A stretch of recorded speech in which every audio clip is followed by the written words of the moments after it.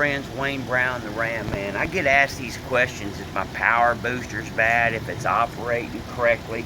And of course, you know, you can kind of test something on a car, but when something's part of a system, you can't really tell if something's wrong with it until it's isolated. You know, the variable needs to be isolated, both in common sense and, of course, in algebra. That's why you isolate the variable. But once the booster's out, see, you don't compound the problem with the under dash linkage or the brake pedal or anything like that, and you've got no master cylinder bolted to the front of it. So, you know, once you've got it out and it's on its own, it either works or it doesn't work. And so all we need to do is test the boosters. We need some vacuum. You can use a vacuum pump or just any old vehicle with an engine. I've just hooked up this rubber tube right here just to my Caravan right here, just a simple thing. So we've got a little bit of vacuum, and we're going to test some of the parameters on this booster. Now, if you take this booster right now, push on this rear rod, you will find that it is nearly impossible to push it. That's like manual brakes, nearly impossible. Now we hook up some vacuum. Now we've got some vacuum on this booster, and watch this. In, whoops, our rod. In, out, in, out, just with the palm of my hand. I can use a finger. There, now we know that we have power assist. So this is going in and it's rebounding with no problems whatsoever. So now what we're going to do is we're going to remove the vacuum.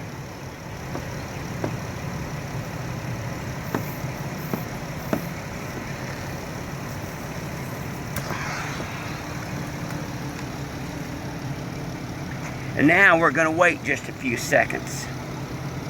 And then we're going to pull this check valve. When we pull this check valve after waiting, and we hear that inrush, that sucking in of air, we know that the can has integrity and it has no leaks. Of course, if we don't hear anything, we know that it's leaking. So I have no idea. So let's listen.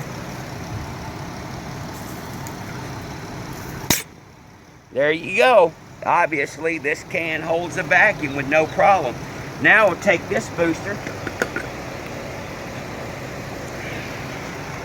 So, just with a vacuum hose and a vacuum source, we checked whether or not the booster had power assist, and we checked whether or not the can had integrity. That's two of the main things that you can check.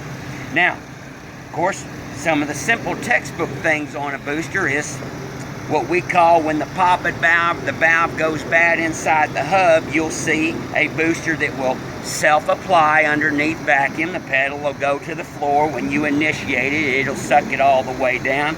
Or it's very slow to recover.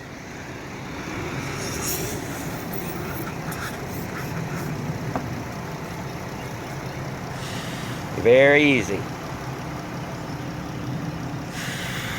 Very easy. Oh, poppet valve sticking. See? Slow to recover. This one needs to be disassembled, and we need to check out the control valve in the hub. Slow to recover. This booster would be considered bad and needing a rebuild. So there we go. So it does have power assist, but it's slow to rebound. And now we're going to check, pull the vacuum off. And we're just going to check this can integrity and see if it's got any leaks, which is always a positive thing, even though we've got to take it apart. So we're waiting just a little bit. And of course, if you've got a leak, it's out real quick. So let's listen.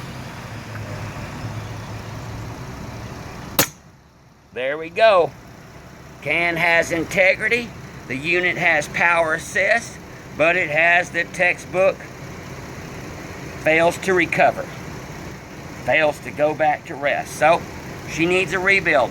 Hope this helps you out. Once again, you can do some tests on a vehicle, but when the booster's in your hand and you're seeing it for operating for real, it's either a yes or no whether the booster's bad. There's no hypothesizing, guessing, or wondering. All right, friends, God bless you. God bless America. We sure do need it. 817-429-0105. We are the booster, master cylinder, and caliper rebuilders, and we can help you out. Thank you.